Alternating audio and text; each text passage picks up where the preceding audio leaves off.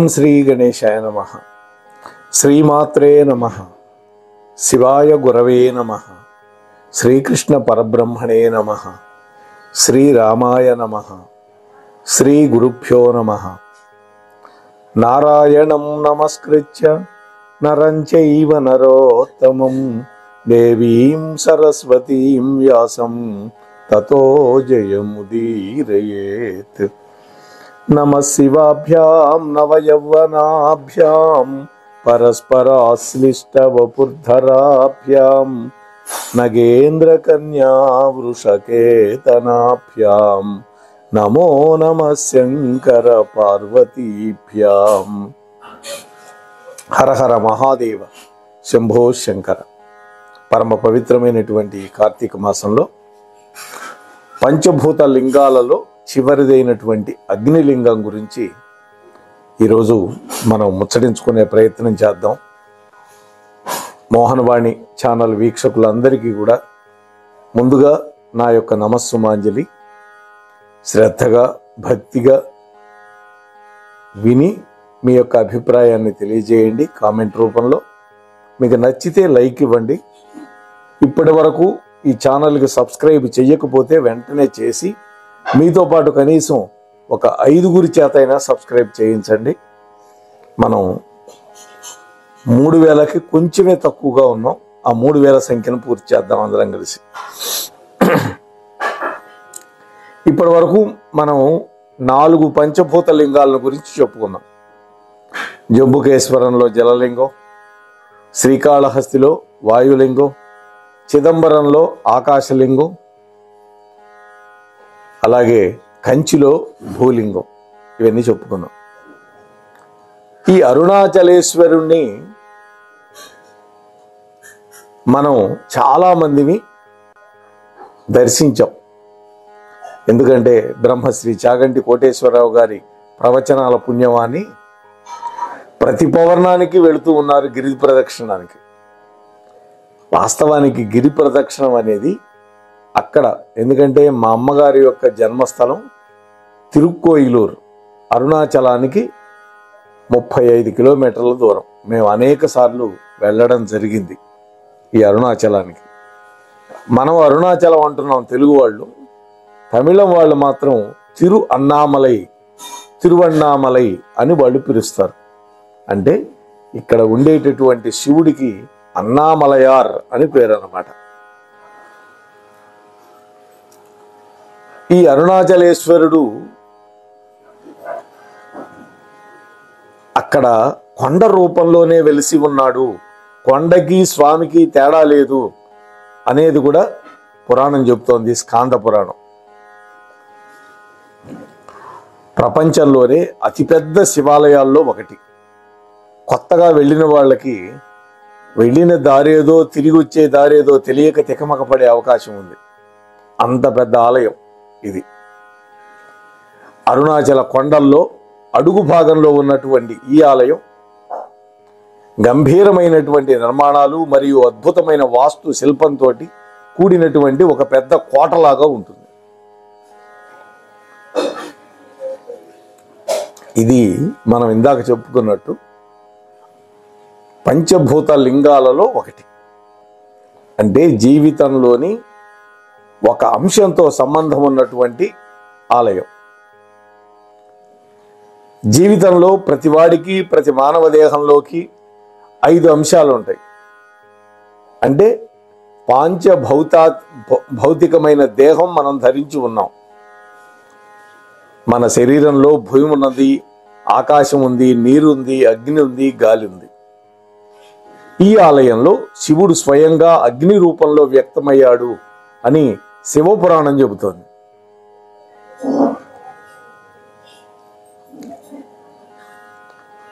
ఈ అరుణాచలేశ్వరుడి యొక్క ఆలయం, దీని యొక్క వైశిష్యం, దీని యొక్క దర్శనం పరమ పవిత్రమైనది, పుణ్యప్రదమైనదని పెద్దవాళ్ళు చెబుతారు. ఈ ఆలయం యొక్క చరిత్ర ఇవాటిది కాదు, 1000 సంవత్సరాల నాటిది. ఈ ఆలయం యొక్క వైభవం పురాణాలలో మరియు తిరువాసకం వంటి తమిళ సాహిత్య రచనల్లో కూడా ప్రస్తావించబడింది. ఈ ఆలయం ఉన్నటువంటి తిరువణ్ణామలైలో చుట్టూత ఆ కొండ ప్రదక్షిణానికి చుట్టూత 8 లింగాలు ప్రతిష్టాపన చేయబడ్డాయి. వీటిని అష్టలింగములు అంటారు. ఆ లింగాల గురించి విడిగా మనం మరొక వీడియో చేసుకుందాం.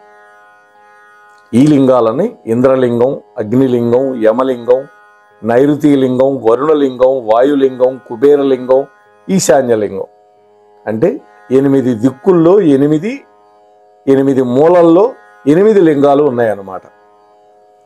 ప్రతి లింగం కూడా భూమి యొక్క వివిధ దిక్కులను సూచిస్తుంది, అంటే మూలలు సూచిస్తుంది. ఈ అరుణాచల పర్వతం చుట్టూత అనేక మంది భక్తులు పరిక్రమ చేస్తూ ఉంటారు, అంటే ప్రదక్షిణ. ఈ ప్రదక్షిణ చేసేటటువంటి గిరివలం లేదా గిరి యొక్క పరిక్రమాన్ని చేపట్టే భక్తులని ఆ అష్టమూర్తులు, ఆ 8 దిక్కులలో ఉండేటటువంటి ఆ శివాలయాల్లో ఉండే పరమేశ్వరుడు ఆశీర్వదిస్తాడు అని ప్రజల యొక్క నమ్మకం, భక్తుల యొక్క నమ్మకం. ఇక ఈ ఆలయ స్థల పురాణం గురించి మాట్లాడుకుంటే, ఒకసారి సృష్టికర్త అయినటువంటి బ్రహ్మ, సృష్టి పోషకుడైనటువంటి విష్ణువు, వీళ్ళిద్దరి మధ్యలో మేము గొప్పవాళ్ళం అంటే మేము గొప్పవాళ్ళం అనేటువంటి ఒక వివాదం చెలరేగింది. ఇదంతా శివమాయ వల్ల జరిగింది. శివపురాణంలో ఉంటుంది ఈ కథ. అందుకని తమలో ఎవరు గొప్పవాళ్ళు తేల్చుకోవాలి అని వాళ్ళిద్దరూ ఒక పందెం పెట్టుకున్నారు. ఆ సందర్భంలో వాళ్ళిద్దరి మధ్య ఒక అగ్నిస్తంభం వెలిసింది. అగ్నిస్తంభం. వాళ్ళిద్దరు అనుకున్నారు, ఈ లింగం వెలిసింది కదా, ఈ లింగానికి ఆది అంతం ఈ రెండూ గనక మనం తెలుసుకోగలిగితే, ఎవరు తెలుసుకోగలిగితే వాళ్ళు మన ఇద్దరిలో గొప్పవాళ్ళు అని ఒక పందెం పెట్టుకున్నారు. వెంటనే బ్రహ్మదేవుడు హంసవాహనాన్ని ఎక్కి, లేదు హంస రూపాన్ని ధరించి పైకి వెళ్ళిపోయాడు ఊర్ధ్వానికి. అంటే పరమేశ్వరుడి యొక్క లింగం యొక్క అంతం ఎక్కడో కనుక్కుందామని విష్ణుమూర్తి వరాహ రూపాన్ని ధరించి భూమిలోకి తవ్వుకుంటూ లోపలికి వెళ్ళిపోయాడు. ఎంత వెళ్ళినా కూడా విష్ణుమూర్తి ఆ లింగం యొక్క తుది భాగాన్ని, చివరిని కనుక్కోలేకపోయాడు. అందువల్ల పైకి వచ్చేశాడు, తన ఓటమిని అంగీకరించాడు. కానీ బ్రహ్మ కూడా పైకి వెళ్ళాడు. బ్రహ్మదేవుడు కూడా లింగం యొక్క పైభాగాన్ని చేరుకోలేకపోయినాడు, దర్శించలేకపోయాడు, అలిసిపోయాడు, ఆందోళన పడ్డాడు. కానీ ఓటమిని అంగీకరించే మానసిక స్థితిలో మాత్రం లేడు. మనలో కూడా అలాగే ఉంటుంది. ఓటమిని ఎవరు అంగీకరించరు. అప్పుడు ఒక మొగలి పువ్వు క్రిందకు వస్తూ ఉన్నది. అంటే శంకరుడి యొక్క శిరస్సు మీద నుంచి కిందకు జారి వస్తోంది. దాన్ని చూసి ఆపాడు. ఇంకా పైభాగం ఎంత దూరం ఉంది అని అడిగాడు. ఆ పువ్వు అన్నది, నేను అక్కడి నుంచి బయలుదేరి, శివుడి యొక్క శిరస్సు నుంచి బయలుదేరి 40,000 సంవత్సరాలైంది అని చెప్పింది. అంటే 40,000 సంవత్సరాల నుంచి నేను దిగుతూనే ఉన్నాను, ఇంకా భూమిని చేరుకోలేదు, ఇంకా ఎంతకాలం పడుతుందో నాకు తెలియదు అన్నది. చూసారా, బ్రహ్మ చాలా అలసిపోయి ఉన్నాడు. అప్పుడు ఆ పువ్వుతో అన్నాడు, నువ్వు నాకు సాక్ష్యం చెప్పాలి అన్నాడు. సృష్టికర్త కదా, చతుర్ముఖ బ్రహ్మ ఆయన చెప్పినట్టు వినకపోతే శపిస్తాడేమో అనుకొని ఆ మొగలి పువ్వు సరేనంది. నేను శివుడి యొక్క శిరస్సు భాగాన్ని దర్శించాను అని నువ్వు చెప్పాలి విష్ణుమూర్తితోటి అన్న.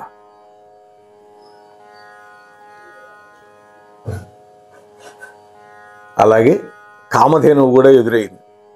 శివుడికి అభిషేకం చేసి వస్తోంది.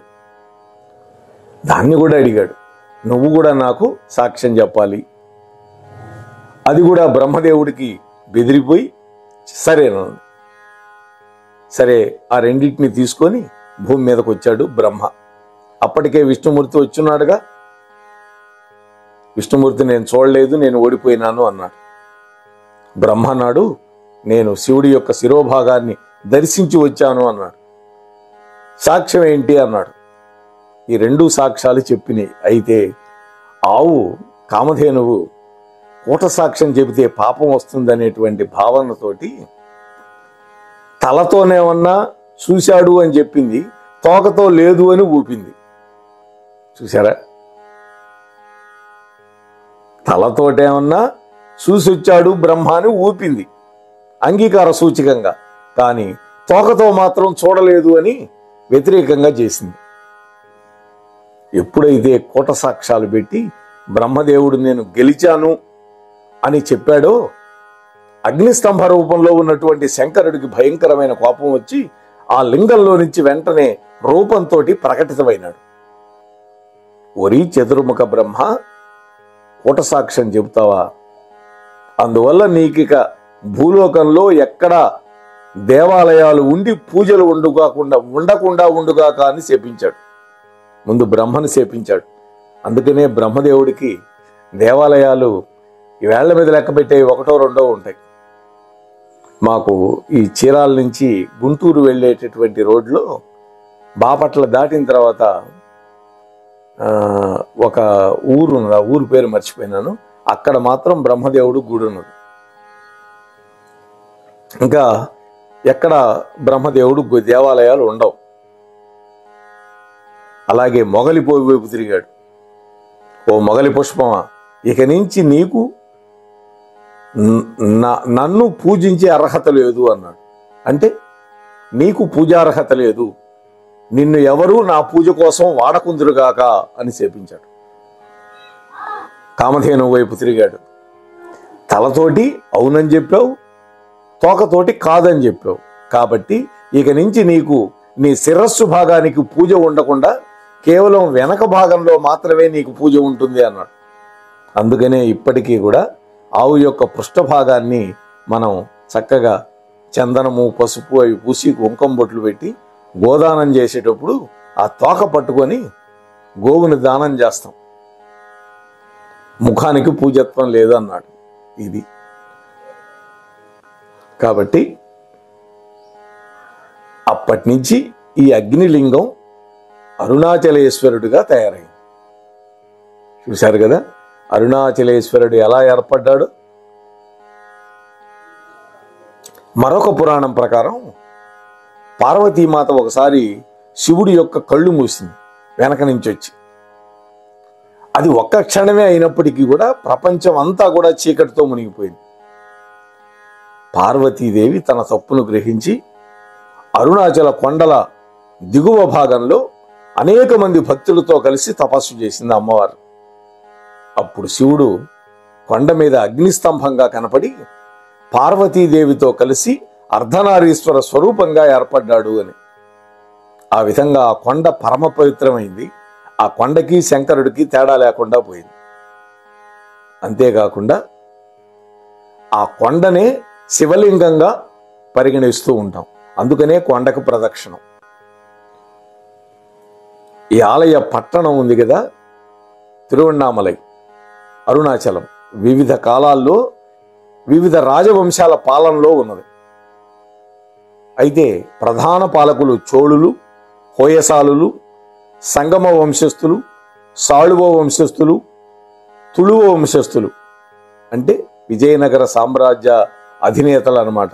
తుళువ వంశం వాడు కదా శ్రీకృష్ణదేవరాయలు వాళ్ళంతా. చాలామంది పాలకులు ఈ ఆలయానికి భూమి ఇచ్చారు, నగదిచ్చారు, బంగారం ఇచ్చారు, ఆవులు ఇచ్చారు. అలాగే అనేకమైనటువంటి వస్తు వాహనాలన్నీ కూడా బహుమానంగా ఇచ్చారు. ఈనాములు అంటారు భూములు. ఆలయ శాసనాలు ఈ రాజవంశాల యొక్క అనేకమైన విజయాలను కూడా మనకు గుర్తు చేస్తాయి. ఇక్కడ 17వ శతాబ్దంలో ఈ ఆలయం మొఘలుల యొక్క పాలనలో కర్ణాటక నవాబు యొక్క ఆధీనంలోకి వచ్చింది.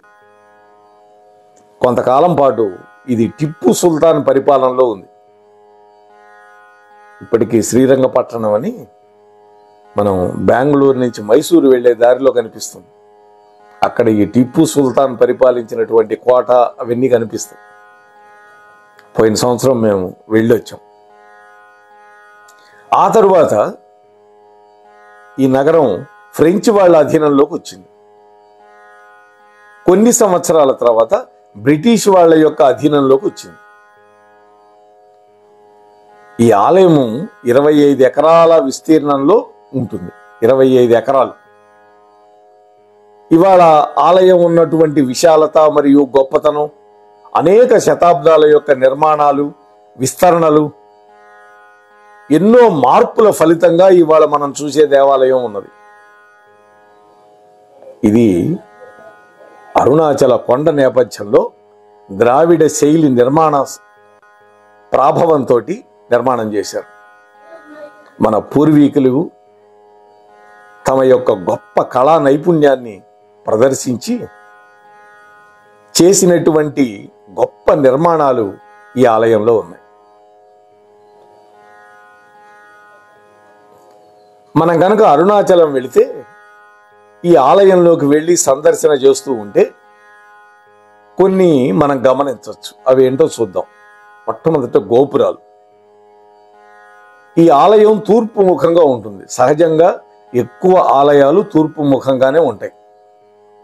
4 దిక్కుల్లో 4 గోపురాలు ఉంటాయి. అయితే తూర్పున ఉన్న గోపురం కిళి గోపురం అంటారు. అది చాలా ఎత్తుగా ఉంటుంది. దీన్ని రాజగోపురం అని కూడా పిలుస్తారు. ఈ గోపురాన్ని గ్రానైట్ రాయితోటి నిర్మాణం చేశారు. దాదాపు 217 అడుగుల ఎత్తులో ఉంటుంది. దీంట్లో 11 అంతస్తులు ఉంటాయి. గోపురాలు అనేకమైన శిల్పాలతోటి అలంకరింపబడి ఉంటుంది. ఇతర గోపురాలని వాటికి కూడా పేర్లు ఉన్నాయి. దక్షిణ గోపురాన్ని తిరుమంజన గోపురం అంటారు. పశ్చిమం వైపు ఉండే గోపురాన్ని పెయి గోపురం అంటారు. ఉత్తరం వైపు ఉండేటటువంటి గోపురాన్ని అమ్మన్ గోపురం అంటారు. అమ్మణి గోపురం అంటే అమ్మవారి పేరుతోటి. ఇక ప్రాకారాల విషయంకి వస్తే ప్రహరీ గోడలు. మనం ప్రదక్షిణం చేయటం కోసం ఆలయం చుట్టూ బాహ్య ప్రాంతం అంతా కూడా ప్రాకారాలు ఎత్తుగా నిర్మించబడి ఉంటాయి. ఈ ఆలయంలో 7 ప్రాకారాలు ఉన్నాయండి. 5 ప్రాకారాలు ఆలయ ప్రాంగణం లోపల ఉంటే, గోపురం బయట ఆలయం చుట్టూ 6వ ప్రాకారం, కొండ చుట్టూ ఉన్న మార్గాన్ని 7వ ప్రాకారంగా భావిస్తారు భక్తులు. చూడండి, గోపురానికి వెలుపల ఒక ప్రాకారం, అది 6వది. కొండ చుట్టూ ప్రదక్షిణ మార్గాన్ని 7వ ప్రాకారంగా భావిస్తారు. ఆలయ ప్రాంగణం లోపల 2 కోనేరులు ఉంటాయి. రాజగోపురం దగ్గర శివగంగై తీర్థం అని, దక్షిణ గోపురం దగ్గర బ్రహ్మతీర్థం అని 2 పెద్ద పెద్ద కోనేరులు ఉంటాయి. అలాగే ఈ ఆలయంలో తిరుమలలో గతంలో ఉన్నట్టుగా 1000 స్తంభాల మంటపం ఉంది. ఈ మంటపాన్ని విజయనగర సామ్రాజ్యాన్ని పరిపాలించినటువంటి శ్రీకృష్ణ దేవరాయల యొక్క పరిపాలనలో నిర్మాణం చేశారు. ఈ మంటపానికి 1000 స్తంభాలు ఉంటాయి. రాజగోపురంలో గుండా లోపలికి ప్రవేశించినప్పుడు ఈ మంటపం మనకి కుడి చేతి వైపు కనిపిస్తుంది. ఈ స్తంభాల మీద అనేక దేవతల యొక్క శిల్పాలు చెక్కబడి ఉంటాయి. ఈ మంటపాన్ని ప్రత్యేకంగా తిరుమంజనం సమయంలో ఉపయోగిస్తారు. అంటే స్వామివారికి స్నానం చేయించడమే తిరుమంజనం. అంటే స్వామివారి జన్మ నక్షత్రం అయినటువంటి ఆరుద్ర నక్షత్రంలో చేసేటటువంటి అభిషేక సమయంలో వేలాది మంది భక్తులు అరుణాచలేశ్వరుణ్ణి పూజించటానికి ఈ 1000 కాళ్ళ స్తంభంలో కూర్చుంటారు. ఇక పాతాళలింగం. పాతాళలింగం అనే పిలువబడే ఒక భూగర్భ గది ఉన్నది అక్కడ. అక్కడే సాక్షాత్తు సుబ్రహ్మణ్య స్వామి అవతారమైనటువంటి శ్రీ రమణ మహర్షి ఇక్కడ తపస్సు చేశారు. ధ్యానం చేశారు. ఆయన బాల్యంలో మరణాన్ని కూడా ధిక్కరించినటువంటి ప్రఖ్యాతమైనటువంటి సాధువు శ్రీ రమణ మహర్షి.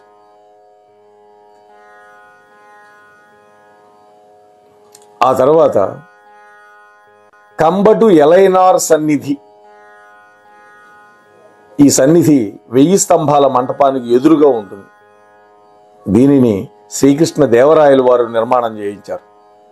ఇందులో 4 గదులు ఉంటాయి. లోపల గది మూలస్థానం. ఇక్కడ శ్రీ మురుగన్ మందిరం ఉన్నది. 3వ గదిలో ప్రార్థనలు చేసుకోవటం కోసం ఉపయోగిస్తారు, ధ్యానం చేసుకోవటానికి. మొదటి 2వ గదులు గ్రానైట్ మీద అద్భుతంగా చెక్కబడినటువంటి నిర్మాణాలు మనం చూడొచ్చు. ఆ తర్వాత శివగంగా వినాయకరి యొక్క సన్నిధి. ఈ ఆలయం ఇందాక మనం చెప్పుకున్నటువంటి ఎలైనార్ సన్నిధి వెనకాల ఉంటుంది. ఇది రంగురంగుల దేవతలతో కూడినటువంటి గంభీరమైనటువంటి విమాన గోపురం ఉంటుంది. దీనికి చిన్నది. ఇది వినాయకుడికి అంకితం చేయబడింది ఈ మందిరం. ఆ తర్వాత అరుణగిరినాథర్ మండపం. ఈ ఆలయం తమిళంలో సాధువు అయినటువంటి అరుణగిరినాథుడికి అంకితం చేశారు. ఆయన మురుగనికి ప్రార్థన చేస్తూ నిలబడి ఉన్నటువంటి భంగిమలో అక్కడ కనిపిస్తాడు, మనం చూడవచ్చు. ఆ తర్వాత కళ్యాణ సుదర్శన్ సన్నిధి. ఈ సన్నిధిలో ఒక కళ్యాణ మండపం ఉంటుంది. ఇక్కడ చాలా మంది భక్తులు పెళ్లిళ్ళు చేసుకోవడానికి వస్తూ ఉంటారు. దీనిలో ఒక శివలింగం, నందీశ్వరుడు, అమ్మవారి యొక్క పార్వతీమాత యొక్క విగ్రహం కూడా ఉంటాయి. ఆ తర్వాత వల్లలార్ మహారాజు గోపురం. ఈ గోపురం హోయసాలుల యొక్క రాజు వీరవల్లార్ అనేటువంటి ఆయన నిర్మాణం చేయించాడు. ఈ గోపురంలో అతడి యొక్క విగ్రహం కూడా ప్రతిష్ఠించారు. అందుకే దీనికి ఆ పేరు వచ్చింది, ఆయన పేరుతోటి. ఇక్కడ శ్రీ అరుణాచలేశ్వరుడు రాజుగారికి సంతానం లేకపోవడం వల్ల అనేక వేడుకలు నిర్వహించాడు సంతాన ప్రాప్తి కోసం. ఇక కిళిగోపురం. కిళిగోపురం, కిళి అంటే తమిళంలో చిలక అనర్థం, చిలుక గోపురం. ఈ గోపురం శ్రీ అరుణాచలేశ్వరుడి యొక్క లోపలి మందిరానికి అనుసంధానించి ఉంటుంది, తూర్పు వైపు ఉంటుందని. ఈ గోపురంలో ఒక గూడులో మోర్టార్తో నిర్మించినటువంటి ఒక చిలక బొమ్మ ఉంటుంది. ఈ గోపురంలో అరుణగిరినాథుడు చిలుక ఆకారంలో ఉన్నాడని భక్తులు ఇప్పటికీ నమ్ముతారు. ఈ గోపురం నిర్మించినటువంటి రాజుగారు రాజేంద్ర చోళుడు. అలాగే భాస్కరమూర్తి, అతడి యొక్క భార్య యొక్క చిత్రాలు కూడా ఇక్కడ ఉంటాయి. అన్ని ఉత్సవ దేవతలని ఈ గోపురం గుండానే ఊరేగింపుగా బయటికి తీసుకొస్తారు. ఇక కచ్చి మండపం. కిళిగోపురం దాటిన తర్వాత కచ్చి మండపం అని పిలువబడేటటువంటి ఒక విశాలమైన 16 స్తంభాల యొక్క హాలు ఉంటుంది. ప్రధానమైనటువంటి ఉత్సవాల సమయంలో అన్ని దేవతలు యొక్క విగ్రహాలు ఈ మండపం నుండి దర్శనమిస్తారు, ఇక్కడ తెచ్చి పెడతారు. కృత్తికా నక్షత్రం కార్తీక దీపం రోజున పవిత్రమైనటువంటి అరుణాచల పర్వతం మీద ఒక పవిత్రమైనటువంటి కాంతి స్తంభం ఉంటుంది. దాని మీద ఆవు నెయ్యి పోసి అక్కడ ఉండేటటువంటి ఒక రాతి బిలంలో దీపం వెలిగిస్తారు. పెద్ద పెద్ద ఒత్తులు, మామూలు ఒత్తులు కాదు అవి. గుడ్డలని పేని ఒత్తిగా తయారు చేసేస్తారు. ఎందుకంటే ఆ దీపం 3 రోజుల పాటు కనిపిస్తుంది. మాకు 35 కిలోమీటర్ల దూరం అని చెప్పాను. మా అమ్మగారి మాతృస్థలం తిరుక్కోయిలూరు. అక్కడ పెన్నయారని ఒక నది ఉంది. ఆ నది మీద ఒక పెద్ద వంతెన ఉంది, 1 కిలోమీటర్ బారు ఉంటుంది. ఆ వంతెన మీద నుంచి చూస్తే ఆ దీపం మాకు కనిపించేది రాత్రిపూట. అంత అద్భుతంగా వెలిగిస్తారు కృత్తికా నక్షత్రం రోజున. అంటే కార్తీక మాసమే చంద్రుడితో కృత్తికా నక్షత్రం ఉంటేనే కార్తీక మాసం. పౌర్ణమి రోజు తప్పకుండా కృత్తికా నక్షత్రం ఉంటుంది చంద్రుడితోటి. అందువల్ల ఆ రోజున వెలిగిస్తారన్నమాట. ఇక్కడ నుంచి శ్రీ అరుణాచలేశ్వరుడి యొక్క మందిరం ముందర వైపు ఉన్నటువంటి ధ్వజస్తంభం, అలాగే చిన్న నందిని కూడా మనం చూడొచ్చు ఆ కొండ మీద నుంచి, దీపం వెలిగించే దగ్గర నుంచి. ఆ తర్వాత శ్రీ సంబంధ వినాయకర్ మందిరం. ఈ మందిరం కచ్చి మండపం దగ్గరలో ఉంటుంది. ఇక్కడ వినాయకుడి యొక్క విగ్రహం ఎరుపు రంగులో కూర్చొని ఉన్న భంగిమలో ఉంటుంది. సహజంగా వినాయకుడి యొక్క భంగిమలు ఎక్కడైనా నిలబడి ఉన్నట్టుంటాయి, ఇక్కడ కూర్చొని ఉన్న భంగిమలో ఉంటుంది. ఇది తమిళనాడులో ఉన్న అతిపెద్ద గణపతి విగ్రహాల్లో ఒకటి. వినాయకుడు ఒక రాక్షసుణ్ణి చంపి అతడి శరీరం మీద తన రక్తంతో అద్ది ఉన్నాడు అని చెబుతారు ఇక్కడ. అందుకే ఎర్ర రంగులో ఉంటుందన్నమాట ఇక్కడ. ఆ తర్వాత ఉన్నమలై అమ్మన్ ఆలయం. ఈ ఆలయంలో పార్వతీదేవిని దేవి ఉన్నమలై అమ్మన్గా విడిగా పూజ చేస్తారు. ఈ ఆలయం యొక్క వాయువ్య మూలలో ఉంది. ఇది ప్రధాన ఆలయానికి వాయువ్య దిక్కులో ఉంటుంది ఈ ఆలయం. ఈ ఆలయంలో నవగ్రహ మండపం ఉంది, అష్టలక్ష్మి మండపం, గర్భాలయం, ఇవన్నీ కూడా ఉంటాయి. ఇకపోతే ముఖ్యమైనది శ్రీ అరుణాచలేశ్వరుడి యొక్క మందిరం. శ్రీ అరుణాచలేశ్వరుడి యొక్క లోపల మందిరం, గర్భాలయం తూర్పు ముఖంగా ఉంది. ఆ మహాదేవుడు ఆలయ ప్రధాన దైవం. గర్భగృహంలో శివలింగం ఉంటుంది. మందిరం చుట్టూ ఉన్న గోడల మీద లింగోద్భవం, నటరాజు, దుర్గాదేవి మరియు ఇతర దేవీ దేవతల యొక్క చిత్రాలు ఉంటాయి. మనం నిశ్చితంగా చూడాలి. గర్భాలయంలో లైట్లు ఉండవు, ఎప్పుడూ దీపారాధన వెలుగుతూ ఉంటుంది. మనకు హారతి ఇచ్చేటప్పుడు ఆ వెలుగులో చూపిస్తారు ఇవన్నీ, అందుకనే హారతి. రెండవ ప్రాకారంలో పల్లియరై అనేటువంటి చిన్న గది ఉంటుంది. ఈ గదిని దేవతలు విశ్రాంతి గదిగా ఉపయోగిస్తారు అని చెప్తారు. రాత్రిపూట అన్ని ఉపచారాలు పూర్తయిన తర్వాత పార్వతీమాత యొక్క విగ్రహాన్ని పల్లకీలో ఈ గదిలోకి తీసుకొస్తారు స్వామి దగ్గరికి. శ్రీ అరుణాచలేశ్వరుడి యొక్క ప్రతినిధి యొక్క విగ్రహాన్ని కూడా తీసుకొచ్చి 2 చిత్రాలను ఉయ్యాల మీద ఉంచుతారు. అంటే అరుణాచలేశ్వరుడి యొక్క ఉత్సవమూర్తిని, మూల విరాట్ అక్కడే ఉంటుంది కదా, ఉత్సవమూర్తిని, పార్వతీమాత ఉత్సవమూర్తిని తీసుకొచ్చి 2 చిత్రాలను, 2 విగ్రహాలని ఉయ్యాల మీద పెడతారు, ఊంజల్ సేవని. ఆ తర్వాత కొన్ని ఉపచారాలు నిర్వహిస్తారు. చివరికి ఆ గది మూసివేస్తారు. ఏకాంత 2 మూర్తులను రాత్రి విశ్రాంతి తీసుకోవటం కోసం ఆ గదిలోనే ఆ యొక్క ఉయ్యాలలో విడిచిపెడతారు. వివిధమైనటువంటి పండగల సమయాల్లో ఉపయోగించేటటువంటి సుందరేశ్వరుడు, అర్ధనారీశ్వరుడు మరియు ఇతర ఉత్సవమూర్తుల యొక్క విభిన్నమైనటువంటి విగ్రహాలు కూడా మనం చూడొచ్చు. అంతేకాదు 2వ ప్రాకారంలో 63 నాయనార్ల యొక్క విగ్రహాలు కూడా మనకు కనిపిస్తాయి. అంతేకాదు అనేక శివలింగ రూపాలు కూడా ఉంటాయి చుట్టూత. అట్లాగే స్థల వినాయకుడు అని పిలువబడే గణపతికి అంకితం చేయబడినటువంటి ఒక చిన్న మందిరం కూడా ఉంటుంది. ఈ ఆలయం ఉదయం 5:30 తెరుచుకుంటుంది. రాత్రి 9:30 వరకు తెరచి ఉంచుతారు. ఈ ఆలయంలో ముఖ్యమైన ఉత్సవాలు ఏంటంటే మహాశివరాత్రి, దేవీ నవరాత్రులు, వైకుంఠ ఏకాదశి మొదలైన పండుగలన్నీ జరుపుతారు ఇక్కడ. కానీ ఈ ఆలయానికి ప్రత్యేకమైనటువంటి ముఖ్యమైన పండగలు ఏంటి అంటే, ఒకటి బ్రహ్మోత్సవాలు. నవంబరు మరియు డిసెంబర్ల మధ్య తమిళ మాసం, కార్తీక మాసంలో జరుపుతారు. తమిళుల యొక్క కార్తీక మాసంలో జరుపుతారు.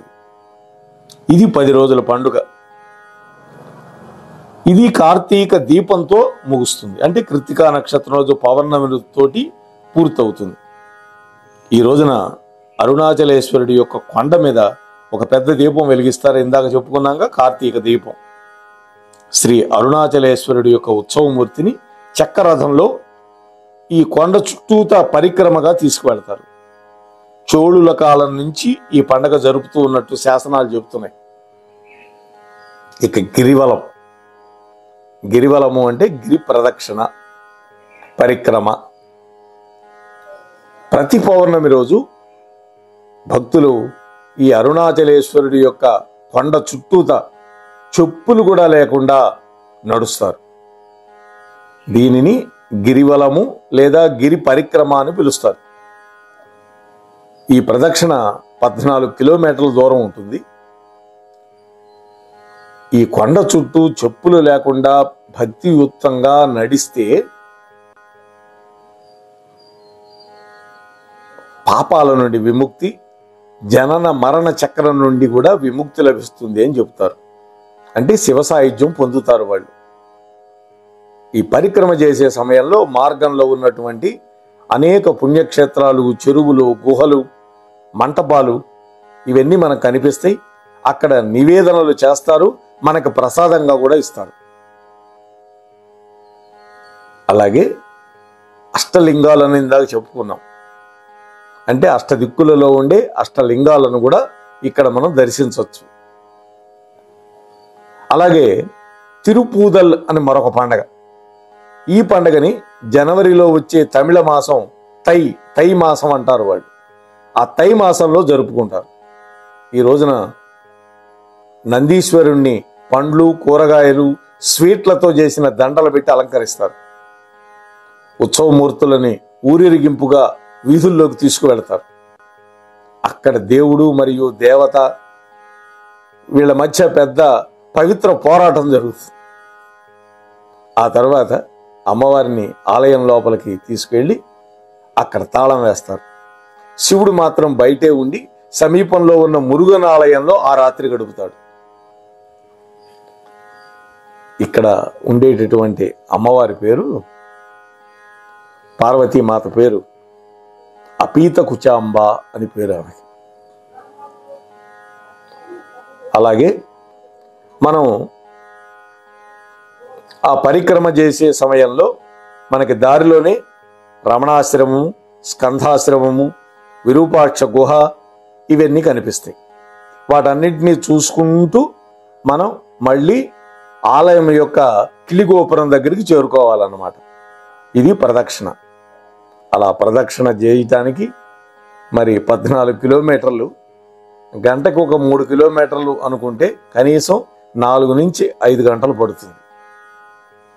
మరి షుగర్ పేషెంట్లు, చెప్పులు లేకుండా నడవలేనటువంటి వాళ్ళ పరిస్థితి ఏమిటి అని అనుమానం రావచ్చు. భగవంతుడు పరమ దయామయుడు. అందువల్ల ఎప్పుడు కూడా మనల్ని అనుగ్రహిస్తాడే తప్ప మన మీద ఆగ్రహించడు. శరీరమాద్యం కలు ధర్మ సాధనం అని కదా శాస్త్రం చెప్పింది. అందువల్ల శరీరం అనేది కాపాడుకుంటే కదా ధర్మకార్యాలు చేయగలిగేది. శరీరం సహకరించినప్పుడు ఆటోలో కూడా వెళ్ళి ప్రదక్షిణం చేయొచ్చు. అదే శరీరం సహకరిస్తే తప్పకుండా నడిచే వెళ్ళాలి. ఇది గుర్తుపెట్టుకోవాలి. అంతేకాదు చెప్పులు లేకుండా నడవగలిగితే నడవచ్చు, లేదు కనీసం మందపాటి సాక్స్ వేసుకొనైనా నడవచ్చు. మేమైతే ఇప్పటికి 3-4 సార్లు ప్రదక్షిణ చేశాము. ఒక్కసారి మాత్రం మా అక్కయ్యని మా బావగారికే ఇచ్చాం. మా మేనమామ కొడుక్కి కాలు ఏదో నొప్పిగా ఉందంటే ఆ రోజు నేను, మా తమ్ముడు, మా బావగారు ముగ్గురం సైకిళ్ళు వేసుకొని ప్రదక్షిణ చేశాం. మరి ఏం చేస్తాం, తప్పదు కదా, కాలు నొప్పిగా ఉంది ఆయనకి, వెళ్ళాలి. అయితే ఆనాడు ఇవాళున్నంత జనసంద్రం లేదండి. ముఖ్యంగా చాగంటి వారి యొక్క ప్రవచనాల మూలంగానే విపరీతమైన జనసందోహం. ప్రతి పౌర్ణానికి వెళుతున్నారు. గతంలో ప్రతి పౌర్ణానికి అంత జనం ఉండరు. కేవలం కార్తీక పౌర్ణమి రోజు, కార్తీక దీపం వెలిగించే రోజు మాత్రమే అంత జనం ఉండేవాళ్ళు. ఇవాళ మామూలు కాదు, లక్షల్లో జనం. భక్తి కూడా పెరిగిపోయింది పాపంతో పాటు. అంటే భక్తి చేస్తే పాపం పోతుంది అని అంటున్నారు కదా పురాణాలు. కాకపోతే ఒక్కటి గుర్తుపెట్టుకోవాలండి, చేసిన పాపం, సంచిత పాపం ఏదైతే ఉందో భగవంతుడు ఆరాధన చేయటం వల్ల ఆ పాపపు శిక్షల తీవ్రత తగ్గుతుందే తప్ప, అంటే చెయ్యి పోవాల్సిన చోట గోరు పోతుంది, కాలు పోవాల్సిన చోట వేలు కొంచెం బెణుకుతుంది, అంతే తప్ప పాపాన్ని అనుభవించకుండా తీరే మార్గం లేదు లేదు లేదు. అలాగే పుణ్య సముపార్జన చేయటం వల్ల వచ్చే జన్మ ఉత్కృష్టమైనటువంటి జన్మ లభించే అవకాశం ఉంది. మరి మోక్షం ఎప్పుడు రావాలి అంటే పాపాన్ని అనుభవించేసి ఇక్కడ వ్యాధి రూపేణ, బాధల రూపేణ మనం సముపార్జించినటువంటి పుణ్యాన్ని ఆ పరమేశ్వరుడి యొక్క పాదార విందాలకు సమర్పిస్తే పాపం పుణ్యం లేనటువంటి స్థితికి మనం వెళతాం. అప్పుడు మనం కడిగినటువంటి ముత్యంలాగా